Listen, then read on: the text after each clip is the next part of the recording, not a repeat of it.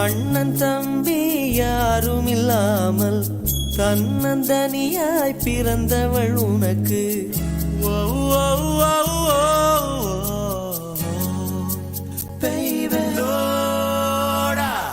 அண்ணன் தம்பி யாரும் இல்லாமல் தன்னந்தனியாய் பிறந்தவள் உனக்கு.